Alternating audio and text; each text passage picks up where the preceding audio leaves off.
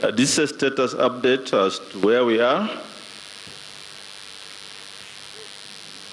The Commission appreciates Kenyans for the patience they continue to exhibit as it collates and tallies the results. In addition, we are also grateful to the media for the reporting of the general election results, which you have been doing diligently. On that aspect, I wish to state that the Commission signed a memorandum of understanding with the Kenya Media Sector Working Group on the 4th of March 2022, and one of the areas of collaboration was to provide comprehensive and objective coverage of the electoral process, including tallying and transmission of results. In the spirit of transparency, the Commission gave media access to polling stations, tallying centers, and the results portal to report the progress of election results in real time. The original intention was that the various media houses will join hands and have a consortium through Kenya Media Sector Working Group to report on the progress of election results in real time from one source. However, the media houses opted to do it independently, which were decisions beyond the Commission's control. And we take note that as a result of that, the tallies across the media houses vary, and we appreciate that this may be so because each media house is accessing the public portal of the result forms at different times, and each is using its own criteria and sequencing, among other factors, including perhaps different amounts of resources deployed. But just want to inform Kenyans that the final announcement and declaration of the presidential result will be done by the National Returning Officer here at Bomas, and what may be happening at the media houses showing various results, we hope at the end of the tallying they'll be harmonized and they'll look similar, because the results are from the same source, the same public portal. So there should be no panic about the differences we are seeing on the media screens, TV screens, because of the approaches the media houses may have taken. The Commission has ensured that there's 100% availability around the clock of the results portal, which we are all accessing to ensure and guarantee transparency. Also wish to state that the results transmission of Form 34A from the polling station is ongoing. As you can see on the screen, we are at 99.84%.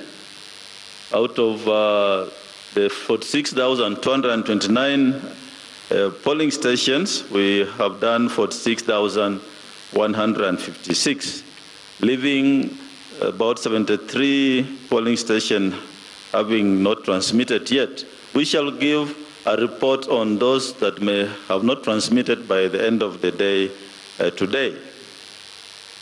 I also want to confirm that results, including those in areas that used manual voter register, that's Makueni in Kibwezi West constituency, where there were 84 polling stations that voted manually, and 154 polling stations in Kakamega, especially Malava constituency, in Kakamega, have all transmitted the Form 34As, except 2 in Malava constituency. What happened here is that voting was done manual, but by the time of counting, the Commission had ensured that the KIMS kits were ready and deployed for transmission. So transmission took place as envisaged in those 2 areas where largely voting was done manually. Collecting and announcement of results in a majority of constituencies is complete, and the returning officers have now started coming to physically deliver the results of Form 34As and 34Bs here at Bomas. And there are teams, as you can see, in the center of the auditorium working on it. And we hope that this exercise will largely take place mainly between today and tomorrow, and we hope to finalize in due course.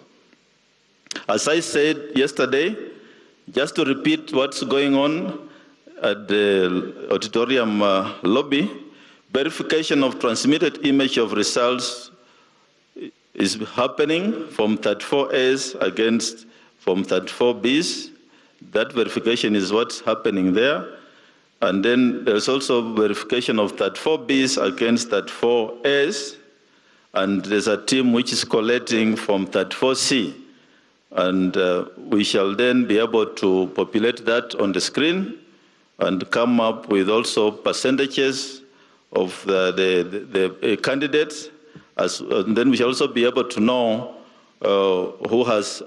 which candidate has scored in terms of the counties to meet the minimum threshold of 25%. And finally, we shall do the declaration of presidential results. In conclusion, I wish to say that the law requires that the Commission undertakes this exercise within 7 days from the presidential election. And as I said earlier, we shall endeavor to conclude this exercise at the earliest possible time. And once again, urge Kenyans for their patience as we undertake this important exercise.